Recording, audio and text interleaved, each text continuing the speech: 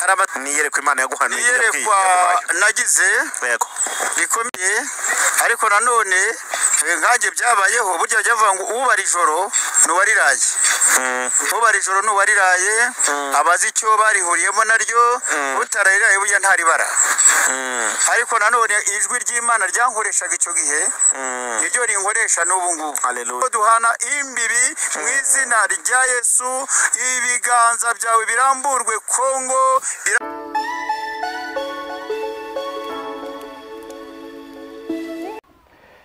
Yes, ndagushuhuje kandi mwifurije amahoro ndetse n'imigisha biva ku Mana Data twese. Weho mukunzi, ndagushuhuje kandi mwifurije amahoro ndetse n'imigisha biva ku Mana Data twese.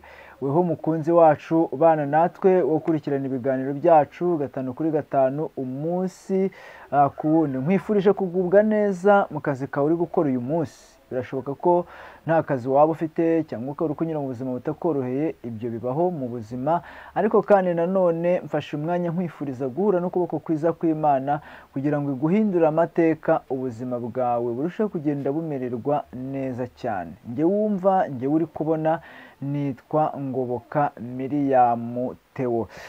Ndagira ngo uyu munsi munyemerere tugaruke hanyuma turebera hamwe ibijyanye n'iyi ntambara iri kubera muri Kongo. Hanyuma ningaruka mvuga iyi ntambara y'umutwe wa M23 ndetse n'izi ngabo ziri gufasha igihugu cya Kongo ndetse na RDC, ndagira ngo nitujya kubivugaho mbere ko wenda tubitindaho utaza kuvuga utese ahangaha ko turi mu iyobokamana, turi mu gisata cy'ivugabutumwa, hanyuma hajemo iby'intambara muri Kongo gute, niki kibaye. Hanyuma ndagira ngo manze mvuge aka kantu, mbibutse yuko ubugingo bubaho kuko hariho ubuzima. Iyo nta buzima buhari nta n'ubugingo buhari. Kubera iki? Ubugingo, umubiri cyangwa se ubuzima ni icumbi ry'ubugingo. Hanyuma impamvu kandi ngarutse kuri iyi ntambara ni uko iyi ntambara iri mu bintu byahanuwe. Iyi ntambara y'umutwe wa M23 ni ubuhanuzi bumwe bwahanuwe, kugira ngo wenda ubyibuke neza. Umuhanuzi witwa Meshake mu minsi ishize Imana yamutegetse kugenda akajya ku mupaka w'u Rwanda ndetse na Kongo, akava ku mupaka w'u Rwanda na Kongo akajya ku mupaka w'u Rwanda na Uganda, hanyuma agasengera imipaka y'igihugu cy'u Rwanda n'ibi bihugu kandi duhana imbibi.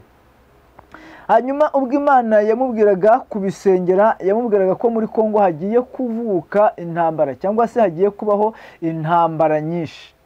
Hanyuma Imana imutegeka kujya gusenga kugira ngo izarinde igihugu cy'u Rwanda, kugira ngo u Rwanda rutazavogerwa. Mbibutse ko igisirikare cya Kongo cyangwa se leta ya Kongo ijya yikoma u Rwanda, kubera ko ijya yikoma u Rwanda ikavuga ko u Rwanda rutera inkunga M23, niko Kongo ibivuga. Hanyuma u Rwanda narwo kandi nkatekereza ko nta nyungu rwaba rufite mu kujya gutera inkunga umutwe witwaje intwaro, kuko igihugu uyu mutwe witwajemo intwaro ntekereza ko kitabangamiye u Rwanda, ntekereza ko ntaho u Rwanda rwakungukira. Wenda niyo mpamvu nari mbivuze. Hanyuma Imana yo rero ireba, yitegereza, ikumva kandi ikamenya, niyo yategetse umuhanuzi w'Imana Meshake, iramubwira ngo nagende ajye gusengera igihugu cya Kongo kandi asengere imipaka ihana imbibi n'u Rwanda ndetse na Kongo. Ntabwo ari uwo nguwo gusa, hari n'undi muhanuzi witwa Uwimana Marita. Uwimana Marita nawe Imana yamubwiye yuko irinze igihugu cy'u Rwanda, ikirinzemo intambara, ariko kandi nanone muri Kongo ho hakaba hagiye kuvuka intambara. Nimvuga kuvuka intambara, iyi ntambara ya M23 ndetse na RDC n'izindi ntabwo ari intambara y'uyu munsi, ntabwo ari iya none, ariko impamvu uyu munsi noneho yafashe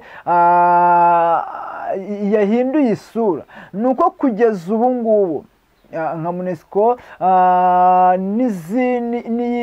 n'izindi ngabo kuri ubu ngubu bari kugenda bakwereka ngabo zawe n'izindi ngabo n'abandi hari nk'abari bashinzwe ambasade muri iki gihugu cya Kongo cyangwa se abandi bakozi b'ibindi bihugu bari muri Kongo bafashe imodoka batashye, bamwe bari kwerekeza i Kigali kugira ngo baze gutega indege basubire mu bihugu by'iwabo guhera ku isaha y'ejo.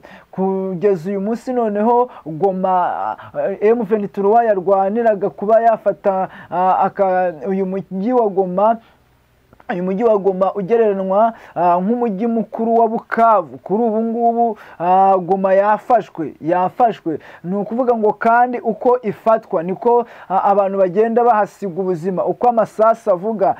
Nahoze ndeba inzu imwe yashenwe n'igisasu bateye kikagwa kuri iyi nzu kikayangiza, ikangirika ku buryo bukomeye. Hanyuma rero uko ibi bisasu, iki gisasu iyo kikuguyeho ntabwo uba muzima, uhasiga ubuzima. Impamvu nari mbivuze ni iyihe? Bantu b'Imana tujye twihangana, njye mbwira abantu ngo mujye mwihangana, muzakritike cyangwa se muzajajinge, nta kibazo muzajajinge ibindi, ariko nugera ku bintu by'Imana uzabitindeho, ibintu by'Imana uzabyubahe. Ibyo ubona yuko utemeye, ibyo ubona ko utizeye, ibyo ubona yuko ushobora gutekereza ukumva sibyo, weho ntuzirirwe ubitaho umwanya ngo ugiye kubinegwa.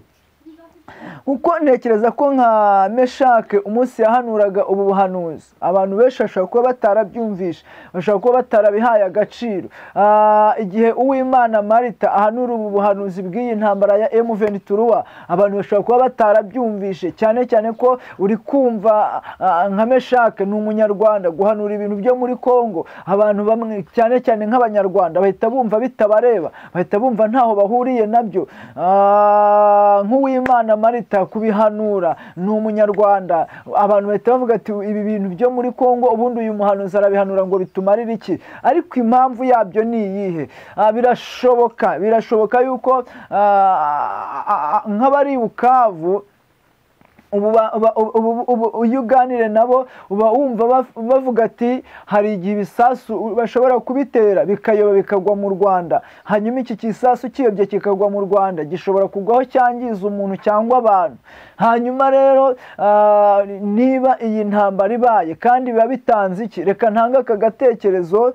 Igihe kimwe urupfu rwigeze kuza rwegera umukecuru rugiye kumutwara, umukecuru abwira urupfu ati rero mwana wanjye ntabwo ari uko ngenda, manza uzagenda utwara abandi, hanyuma ngewe uzanteguze, nuza kuntwara nzemera.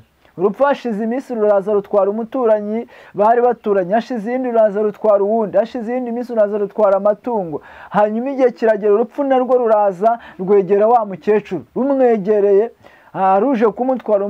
Umukecuru avuga ati none se mwana wa kuje kuntwara kandi utaranteguje, kandi narakubwiye ngo uzabanze unteguze, niki kibiguteye wa mwana wanjye? Urupfu ramubwira ati igihe natwaraga umuturanyi wawe ugahurura ugatabara mugashyingura, burya nari ndi kuguteguza. Igihe nagarukaga nkatwara wa mwana wa wundi ukiri mutoya, buriya nari ndi kuguteguza ngo nawe ukuze ubyumve ubirebe umenye yuko umunsi umwe nzaza nkagutwara. Igihe natwaraga ya matungo, buriya nari ndi kuguteguza.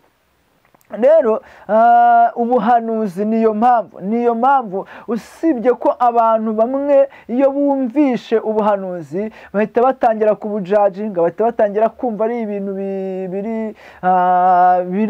biraho, ariko iyo Imana yavuze iba yavuze. Ubu wasanga n'aba bantu bari muri Kongo, aba bari guhunga nk'aba bahungiye mu Rwanda. Munyamakuru umwe yabajije umuturage aramubwira ati se ubu ko harimo abanyekongo bari guhunga, ntago mu Rwanda haraza kubonekamo interahamwe ziraza kwitwaza ko zihunze kandi zigarutse mu Rwanda? Aravuga ati birashoboka yuko nazo zaziramo. Rero iyo umuntu avuze ngo musengere igihugu cy'u Rwanda, iyo umuhanuzi ahanuye akavuga ngo musengere igihugu cy'u Rwanda, n'ibi ngibi biba birimo. Tuvuga niba M23 iteje intambara, abanyekongo bagahungira mu gihugu cy'u Rwanda, umuntu asa n'undi, ushaka kujya kubona ugasanga hajemo interahamwe.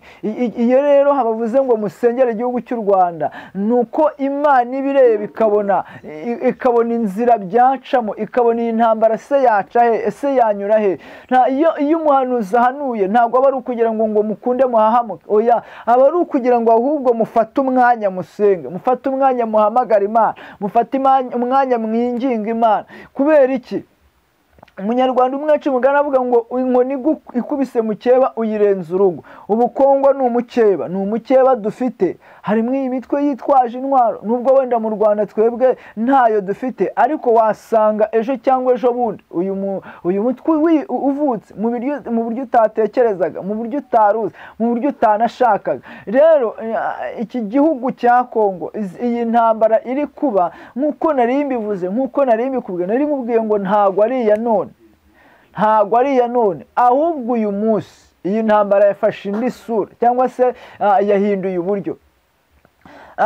Ubwo iyi ntambara yateraga, cyangwa se ubwo aya masasu, urufaya rw'amasasu rwirangiraga rugenda ruvuza ubuhuha. Hanyuma rero ibi bintu ndagira ngo wenda mvuga aka kantu, ibi bintu biri kubera muri Repubulika Iharanira Demokarasi ya Kongo bisigire abantu isomo. Muri make ndagira ngo buri muntu wese bimubere icyitegererezo. Impamvu mvuze ngo bimubere icyitegererezo ni iyi: ese ni ukubera iki mushaka ko babera icyitegererezo? Nabivuzeho, ndavuga ngo inkoni ikubise mukeba uyirenza urugo. Inkoni ikubise mukeba uyirenza urugo. Kandi burya imbeba irya umuhini yototera isuka. Impamvu mbivuze ni iyihe? Ni ukugira ngo abantu akenshi na kenshi bajye bitondera ikintu Imana yavuze. Impamvu mvuze ngo ikintu Imana yavuze bagomba kucyitondera ni iyihe? Uri kumva? Ni uko Imana ivuga ibidahari. Mu isi y'umubiri biba nta bihari, ariko mu isi y'umwuka biba bihari. Niyo mpamvu umuhanuzi ubundi ahanura ibizaba, ntabwo ahanura ibihari, oya, ahanura ibizaba. Kandi ibi bintu, impamvu Imana ibi bivuze ni ukugira ngo abantu rimwe bahindukire bihane, kabiri basenge, gatatu birinde. Urumva? Icya mbere ni ukugira ngo abantu bihane, kabiri ni ukugira ngo basenge, gatatu ni ukugira ngo birinde. Iyi ntambara iri kubera aha muri Kongo ya M23, Kongo yakomeje gusuzugura M23. Ariko ndagira ngo nkubwire, nubwo yayisuzuguye, kuri ubu ngubu M23 yaberetse ko ari agafu, atari agafu k'imvugwa rimwe. Yamweretse ko ari agafu, atari agafu k'imvugwa rimwe.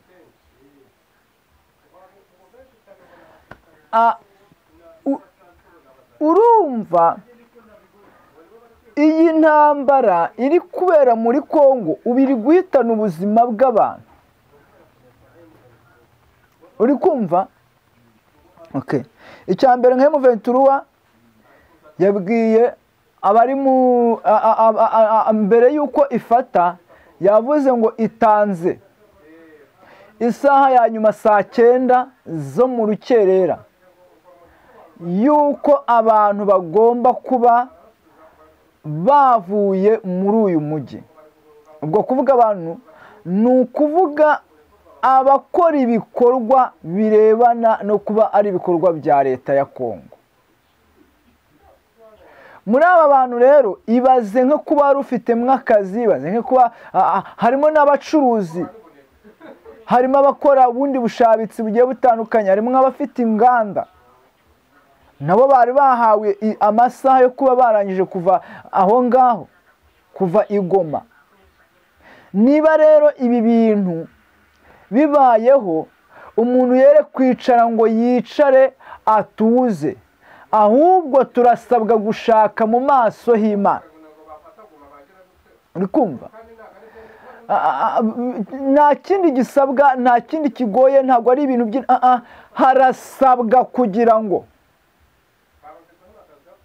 harasabwa kugira ngo reka nongere mbisubiremo, harasabwa kugira ngo abantu bashake mu maso h'Imana.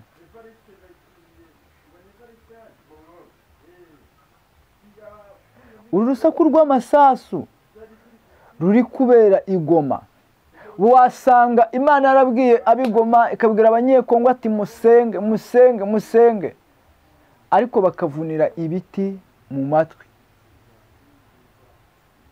Kandi Imana iri gukora agashya. Sejo bundi ntitwabonye muri Amerika hashya bavuze ngo Imana ibonye 0 mu gikorwa cyo kumurika ibihangano byabo. Avuga ngo Imana ibonye 0,